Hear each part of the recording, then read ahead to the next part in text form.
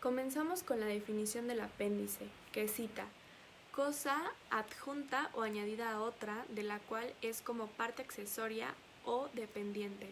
Por otra parte, tenemos la definición del diccionario médico, que cita: prolongación delgada y hueca de longitud variable que se halla en la parte interna y terminal del intestino ciego del hombre, de los monos y de muchos roedores. Por otro lado, tenemos la definición de apendicitis. Es una inflamación del apéndice, afección dolorosa en la cual el apéndice, una bolsa en forma de dedo que se proyecta desde el colon en el lado inferior derecho del abdomen. Continuando con la anatomía del apéndice, el apéndice cecal o vermicular morfológicamente presenta la parte inferior del ciego primitivo. Tiene la forma de un pequeño tubo cilíndrico flexuoso implantado en la parte inferior interna del ciego, de 2 a 3 centímetros por debajo del ángulo iliocecal. Varía de longitud, siendo el promedio de 7 a 8 centímetros de largo y de 4 a 8 milímetros de diámetro. Un dato curioso es que el apéndice más largo que se ha extirpado, según el libro Guinness de los Récords, midió 23.5 centímetros. Exactamente en el punto de confluencia de las 3 cintillas del intestino grueso, es mayor a nivel de la base del órgano, la cual a veces en algunos niños se continúa con la extremidad del ciego, sin la línea de marcación bien precisa. Exteriormente es liso, color gris rosado.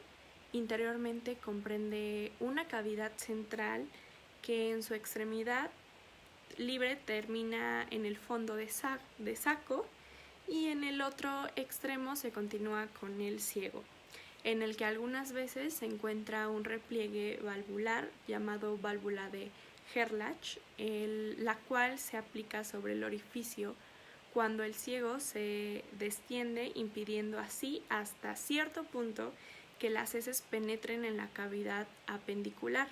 Aparentemente no desempeña ningún papel en la patología de la apendicitis. En cuanto a la posición, el apéndice, por estar ligado al ciego, sigue a este órgano en sus diversas posiciones.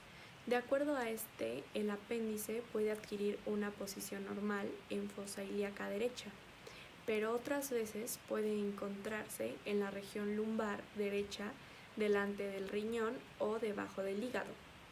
A esto se le llama posición alta.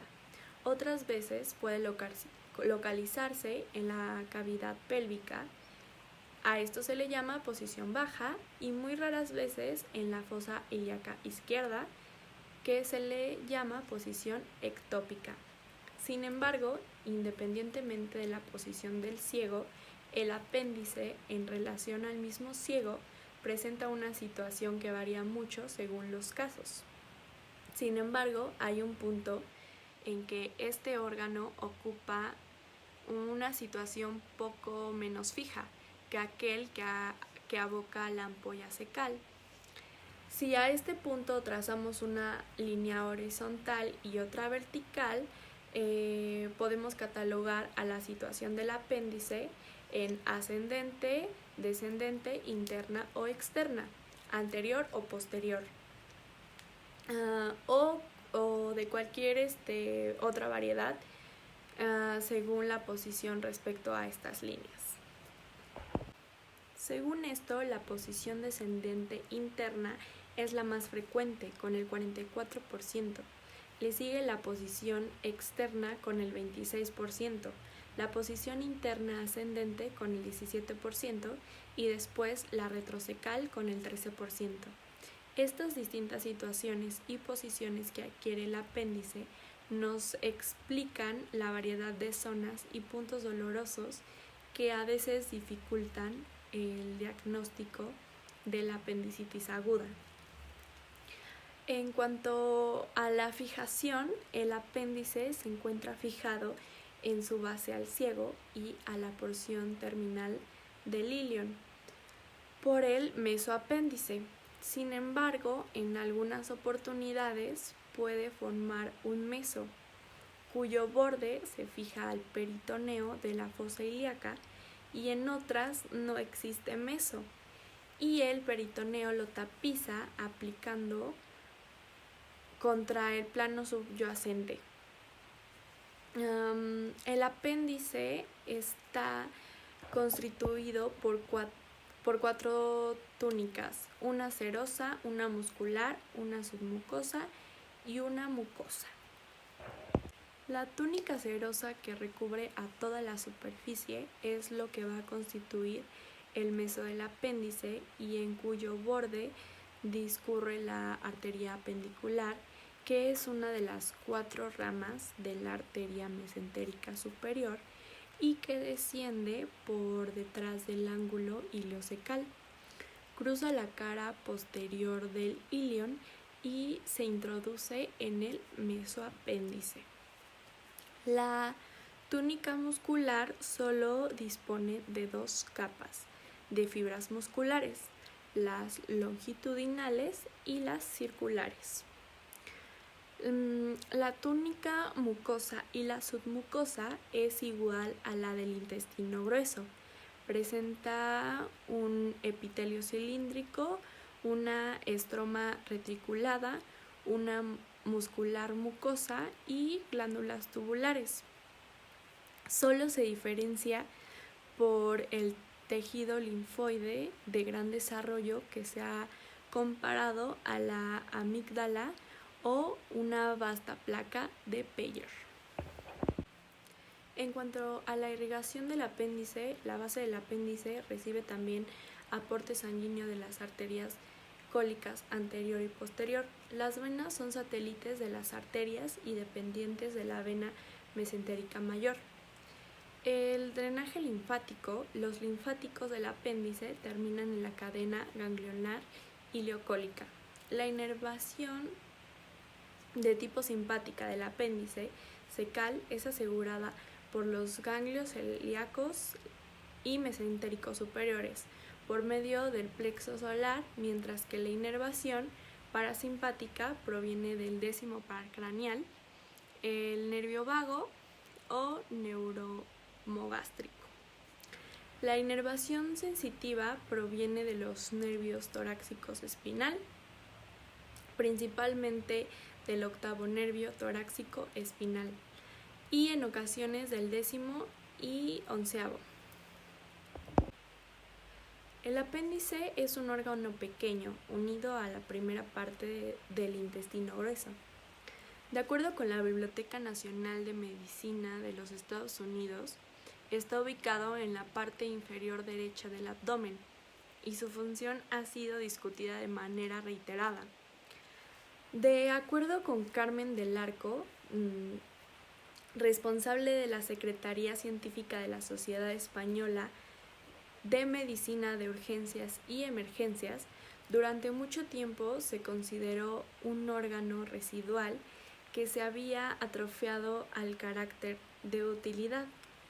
Esta versión venía apoyada por el hecho de que tras la apendicitis las personas podían seguir viviendo sin problemas.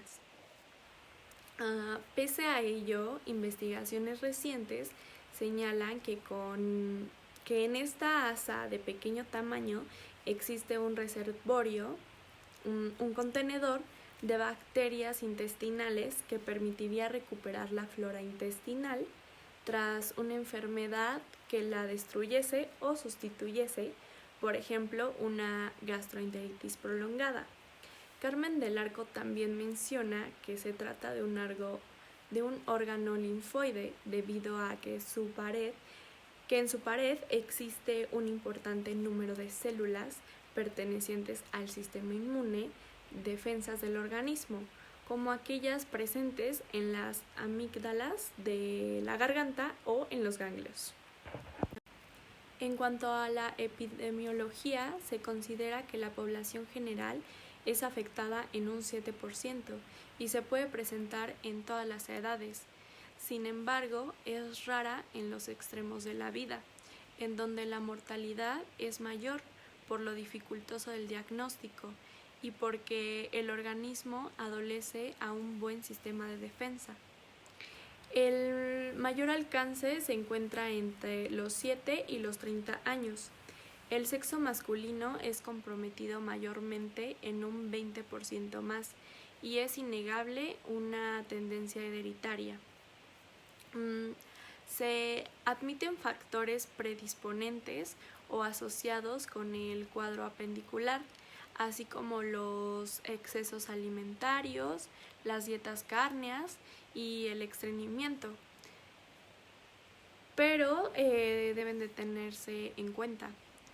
Etimológicamente se ha considerado como un mecanismo principal el inicio de la apendicitis aguda, la obstrucción de la luz apendicular. Esta podría ser generada por múltiples factores, entre ellos el aumento de tamaño de los linfáticos locales, los cuales actuarán igual que las amígdalas faríngeas y que sufrirán a su vez el ataque de gérmenes, dando lugar a la inflamación aguda. En los prodromos del sarampión, la hiperplasia linfoide pueden obstruir el apéndice y causar apendicitis. En estos casos, las células características multinucleadas son encontradas en los folículos linfoides.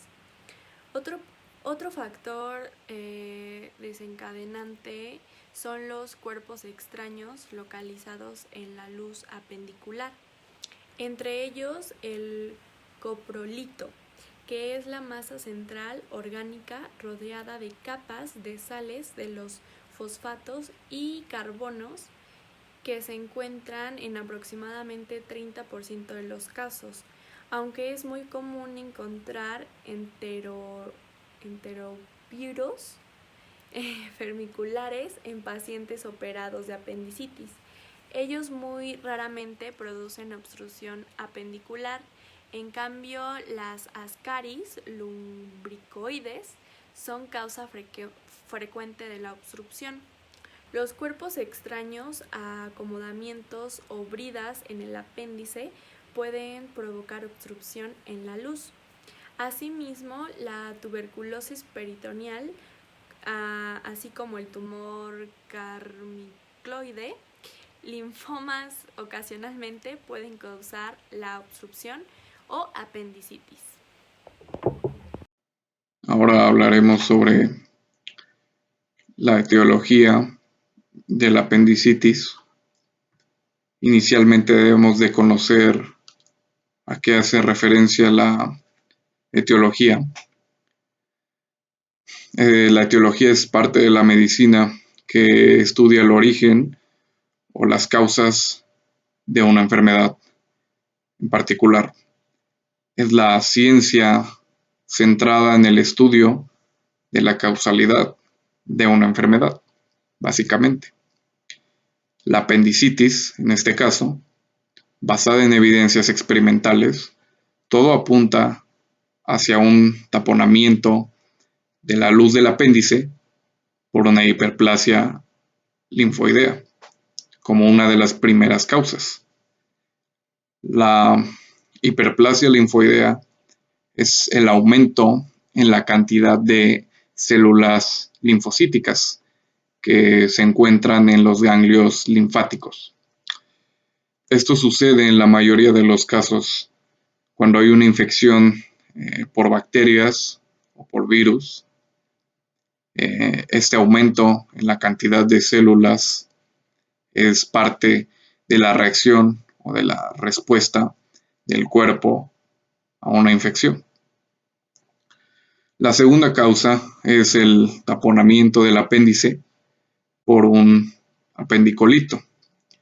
Un apendicolito es un fecalito que es una acumulación de heces, pero en la parte de un apéndice inflamado.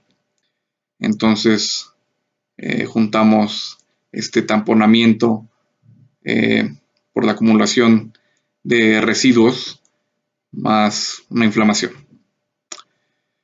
Las infestaciones, que como pueden ser Ascaris lumbricoides, Enterobius vermicularis o larva de Taenia, también pueden oculir la luz del apéndice. También se ha sugerido que la estasis o la parálisis total del flujo fecal juega un papel muy importante en la apendicitis. Pues se ha demostrado que en pacientes con apendicitis aguda tienen un menor número de movimientos intestinales por semana en comparación con la población que, bueno, tiene un diferente movimiento intestinal con más control. Bueno, aquí podemos pues apreciar en un corte histológico cómo se puede ver una hiperplasia linfoidea en un apéndice. También podemos aquí pues apreciar una sección transversal de un apéndice con oxirros, que son parásitos. También podemos apreciar aquí huevos de Taenia saginata en el apéndice igualmente. Aquí los podemos apreciar. Y aquí podemos apreciar pues bueno, la cantidad del taponamiento de pues, la zona del apéndice, bueno, por una cantidad fecal irregular. Y ahora vamos con la fisiopatología, para entender también igualmente a la fisiopatología debemos de considerar su significado. La fisiopatología es el estudio de los procesos patológicos, físicos y químicos que tienen lugar en los organismos vivos durante la realización de sus funciones. Estudia los mecanismos de las enfermedades a nivel molecular, celular, tisular, orgánico y anatómico. La inflamación del apéndice produce con el tiempo una obstrucción de la luz del órgano, como ya lo habíamos mencionado anteriormente. Esa obstrucción conlleva una acumulación de las secreciones de la mucosa con un aumento consecuente de la presión intraluminal. De proceder el cuadro inflamatorio y obstructivo, se comprimen las arterias y venas causando una isquemia. Una isquemia es un estrés celular causado por cualquier disminución transitoria o permanente del flujo sanguíneo en el capilar y consecuente disminución del aporte de oxígeno, lo que nos generaría una hipoxia también. Y bueno, invasión bacteriana de la pared del apéndice con una necrosis, gangrena y ruptura si no se trata de inmediato. Una necrosis, bueno, la conocemos como una muerte celular o de muerte de un tejido debido a una lesión o una enfermedad. Y la gangrena la conocemos igualmente como una muerte de nuestro tejido corporal, que bueno, es como consecuencia de la falta de irrigación sanguínea o de una infección bacteriana grave. Y bueno, aquí podemos apreciar pues la obstrucción de la luz del órgano, como va avanzando de un apéndice inflamado a un apéndice hinchado e inflamado, aquí. Y luego podemos apreciar un apéndice perforado. Y también aquí podemos apreciar pues la extirpación de un apéndice gangrenado o necrosado, que bueno, como ya lo habíamos mencionado, es pues el tejido con bastante afectación y con muerte celular. Sobre la base de esta secuencia de estadios evolutivos, las fases del apéndice con signos de inflamación leve se conocen como edematosa, que bueno, el edema lo conocemos como un hinchazón por la acumulación de líquido en los tejidos del cuerpo. Y esta puede evolucionar a gangrenosa, como lo habíamos mencionado, hasta perforarse, pudiéndose formar un absceso apendicular. Sí, un absceso apendicular que, bueno, como los conocemos a los abscesos, es una infección o una inflamación del tejido del organismo, caracterizado nuevamente por hinchazón, pero le añadimos la acumulación de pus. Y bueno, todo esto puede desencadenar a otra etapa más crítica de la apendicitis, que se desarrolle hasta una peritonitis. Bien, la fisiopatología de la peritonitis, bueno, las bacterias intestinales se escapan a través de las paredes del apéndice debido pues a todo lo que habíamos mencionado anteriormente, la hinchazón, la acumulación de pues todo este líquido linfático y pues toda la acumulación de distintas células que pues generan esta infección o las bacterias que se acumulan en esta estructura y bueno, se escapan a través de las paredes del apéndice, como lo mencionamos, se forma pus dentro y alrededor del apéndice y el resultado de una ruptura de este tipo es una peritonitis que conlleva a una sepsis infecciosa. Una sepsis es una enfermedad en la cual el cuerpo tiene una respuesta grave e inflamatoria a bacterias u otros organismos. Los síntomas de la sepsis no son causados por los microorganismos en sí, son en sí la respuesta química del cuerpo, la liberación química del cuerpo, son los que causan pues la infección.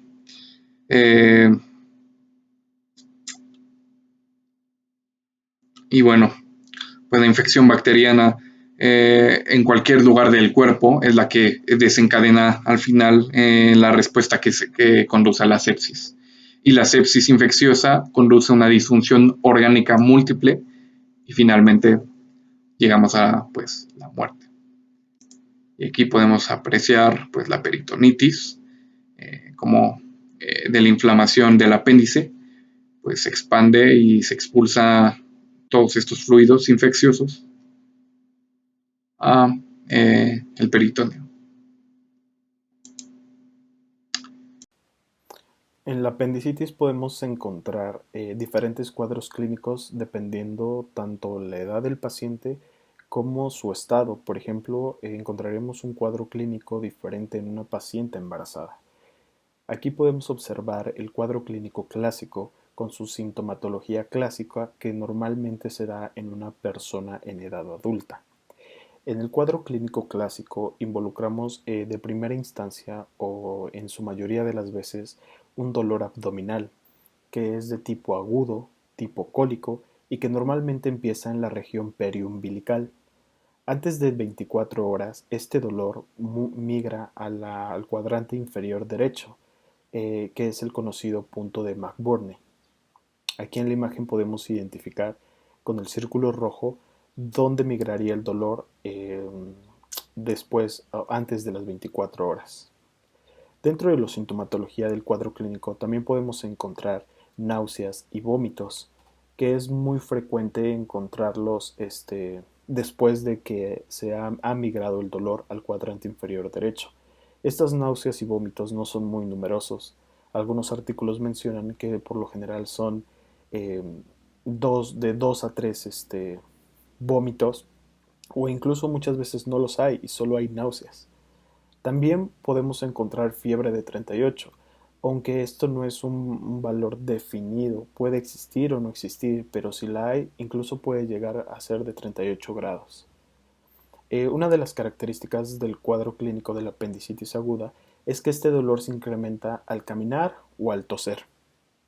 También dentro de este cuadro clínico clásico encontraremos leucocitosis. Y bueno, también signos de irritación peritoneal que por lo general se reconocen con los signos de Blumberg y de Robsing. El signo de Blumberg consta en presionar el punto de McBurney y soltarlo, o sea, presionarlo y de repente liberar esa presión y generará un dolor agudo que por lo general el paciente pues a veces le molesta tanto que grita o siente un dolor intenso y momentáneo y agudo. El signo de Robsing positivo nos muestra que existirá dolor en el cuadrante inferior derecho cuando apretamos o hacemos presión en el cuadrante inferior izquierdo. El cuadro clínico en el adulto mayor es particular porque por lo general puede iniciar de forma engañosa, de forma insidiosa, incluso de forma atípica. Normalmente el adulto mayor presenta un dolor constante que es poco intenso y que no está bien definido en una zona, sino que está generalizado y por lo general es de larga duración, ya que al ser un dolor que no es tan intenso y que no está bien definido, para el adulto mayor llega a ser un poco más tolerable y es por esto que pueden pasar varios días hasta que el adulto mayor pueda llegar por ejemplo, urgencias y que se le pueda diagnosticar de primera instancia una apendicitis aguda. La importancia de este inicio sintomatológico infrecuente o atípico, insidioso, recae en la morbilidad, recae también, bueno, en el pronóstico malo que puede traer esta apendicitis en el adulto mayor, ya que al pasar varios días, por lo general llegan los adultos mayores con complicaciones del apendicitis, como un apéndice necrosada, con un apéndice ya reventada en términos coloquiales, y ya es un poco más complicado solucionar el problema. Bueno, regresando a los síntomas y el cuadro clínico en el adulto mayor, podemos encontrar una temperatura normal e incluso ligeramente elevada. Hay algunas personas mayores que llegan incluso con hipotermia. La temperatura es muy variada dada su edad. Llegan también con distensión abdominal.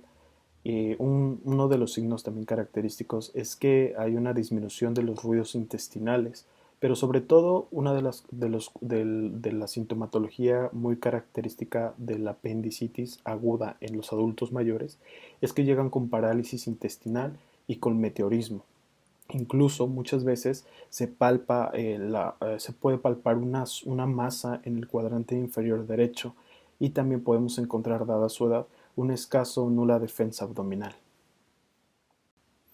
También un cuadro clínico muy particular que debemos saber identificar es el cuadro clínico de apendicitis aguda durante el embarazo, ya que el principal síntoma que nos puede dar una idea de apendicitis aguda es el dolor abdominal en el cuadrante inferior derecho, siempre y cuando se presente o la apendicitis se presente durante los primeros meses de embarazo. Normalmente también se presentan náuseas, vómito, anorexia, pero estos síntomas también pueden ser causados por el mismo embarazo, así que no son tan definidos o no son tan confiables para un diagnóstico absolutamente certero. Eh, Menciono que el dolor abdominal en el cuadrante inferior derecho podría ser, en dado caso, el principal síntoma que nos llegase a dar un pensamiento de apendicitis aguda. Normalmente cuando se presenta fiebre, taquicardia, nos indica cuadros complicados de perforaciones o de abscesos en el apéndice, cuadros ya más complicados de la apendicitis aguda, bueno, en lo que es el embarazo. Hay que tener en cuenta algo muy importante, y es que el apéndice y el ciego se desplazan de 3 a 4 centímetros por arriba de su posición, normalmente, pero durante todo el embarazo, el apéndice tiene una migración a lo largo del cuadrante inferior derecho que podemos observar en la imagen, que se va moviendo en diferente posición dependiendo de los meses, y eso hay que tomarlo en cuenta para poder identificar, dependiendo de los meses de embarazo, dónde puede llegar a tener el dolor causado por la apendicitis. La guía clínica la guía de clínica de la apendicitis aguda aquí en México nos menciona que para cualquier paciente en edad fértil con dolor en el cuadrante inferior derecho se debe descartar un embarazo, haciendo una prueba inmunológica de embarazo.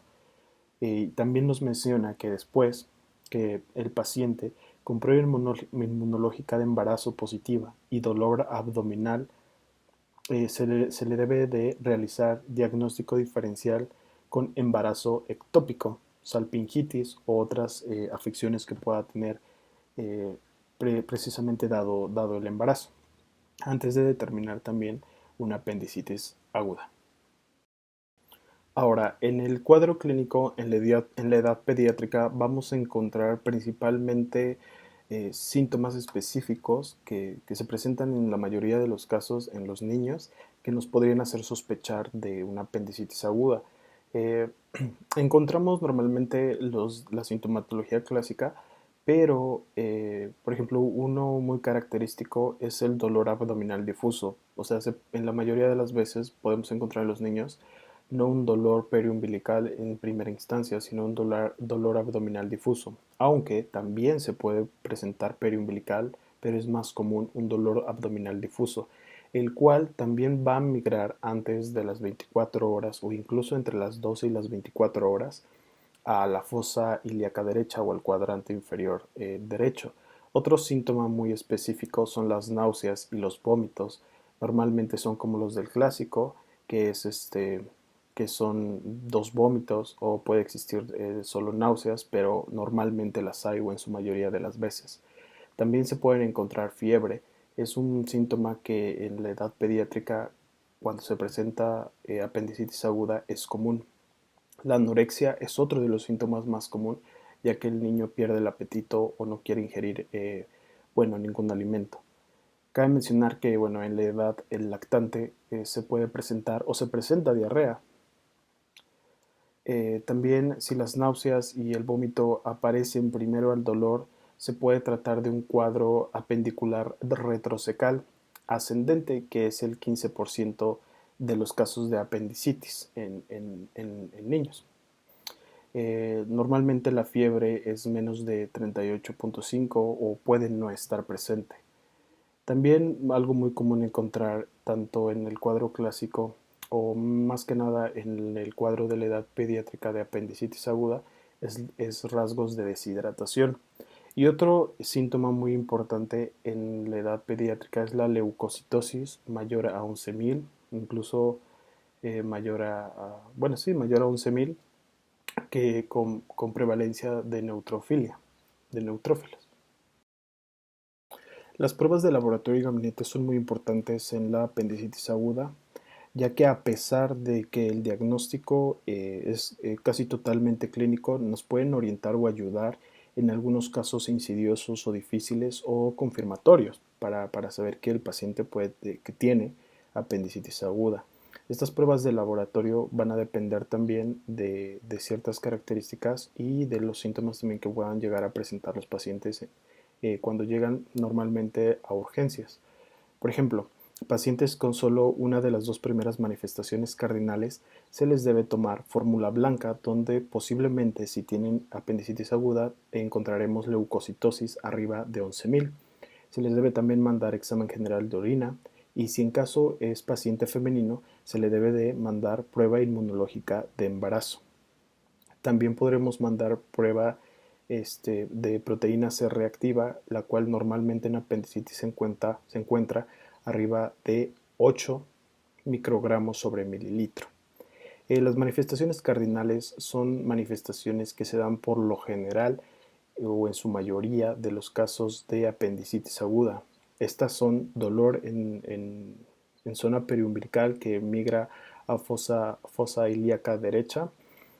También tenemos signos o sintomatología de irritación peritoneal, y la tercera manifestación cardinal son, bueno, leucocitosis en las pruebas de fórmula blanca. Entonces, cualquier paciente que llegue con las dos primeras manifestaciones cardinales, se le debería tomar los laboratorios ya mencionados. Esto es recomendado por la guía de la práctica clínica. También nos recomienda que en pacientes pediátricos con un dolor agudo, con un dolor abdominal agudo en urgencias, se le debe mandar examen general de orina, fórmula blanca y ultrasonido si se sospecha de apendicitis, esto ya como prueba de imagen. En pacientes en embarazo es totalmente recomendable y lo marca la guía, que se le debería mandar examen general de orina, fórmula roja, pruebas de funcionamiento hepático, aunque estas van más bien para descartar algún tipo de patologías a otro nivel, y tener unas características de su estado en general. También nos menciona la guía que la proteína C reactiva por lo general se encuentra arriba de 55 miligramos sobre litro en apéndices que ya están perforadas. Bueno, en las pruebas de imagen podemos encontrar que cualquier adulto mayor con cualquiera de las tres manifestaciones cardinales se le debe tomar una tomografía axial computarizada. En niños con cualquiera de las tres manifestaciones cardinales mencionadas anteriormente, se les debe de mandar un ultrasonido. Si en dado caso este ultrasonido no llega a ser concluyente, se le puede tomar una tomografía axial computarizada. Ahora, en pacientes con dolor abdominal periumbilical o en cuadrante inferior derecho, y sobre todo en embarazo o con sospecha de embarazo, se recomienda un ultrasonido obstétrico.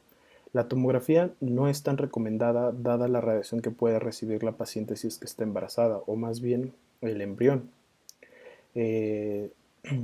Y se recomienda solo en casos extremos que sean después de las 20 semanas de gestación.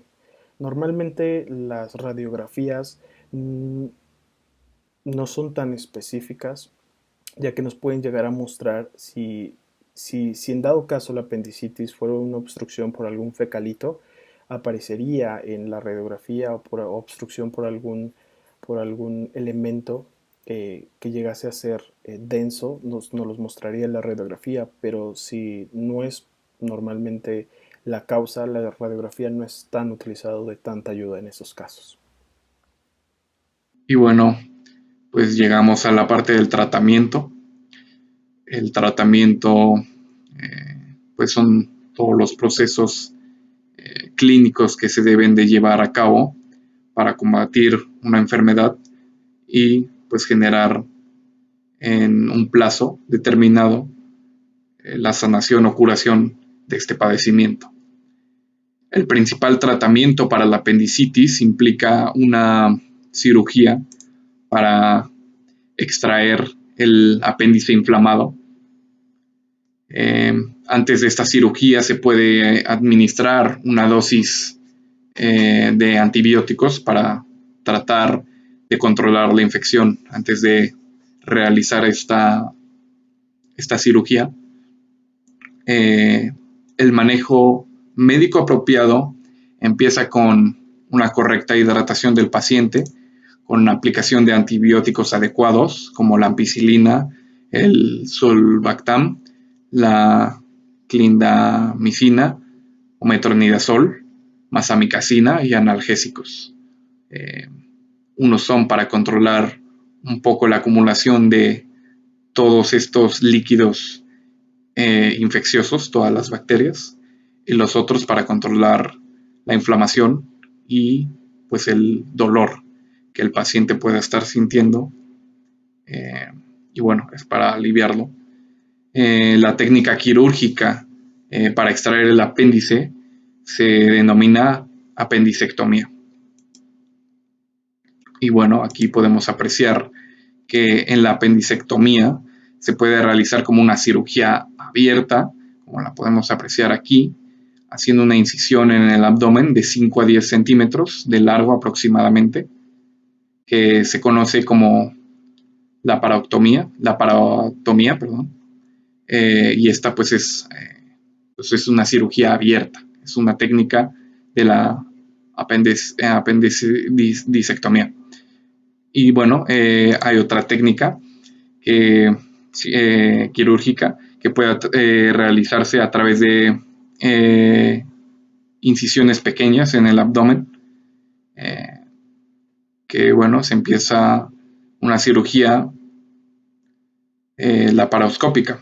Durante esta cirugía, la apendicectomía laparoscópica, el cirujano inserta instrumentos quirúrgicos especiales y una videocámara en el abdomen para extraer el apéndice, como lo podemos apreciar en esta imagen de superior derecha.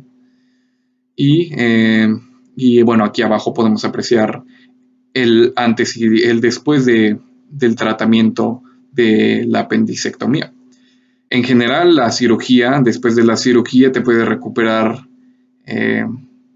rápido y puedes, bueno, desarrollar como pronóstico dolor y cicatrices, pero dependiendo de qué técnica se utilice, también dependiendo del paciente, si es un adulto mayor, se realiza pues una laparoscopía, ya que es más cómoda. Pero bueno, al final el pronóstico es similar, ya que bueno, pues hay una cicatriz y hay dolor, pero bueno, todo esto va sanando con el tiempo. Y eso sería pues en cuanto al tratamiento.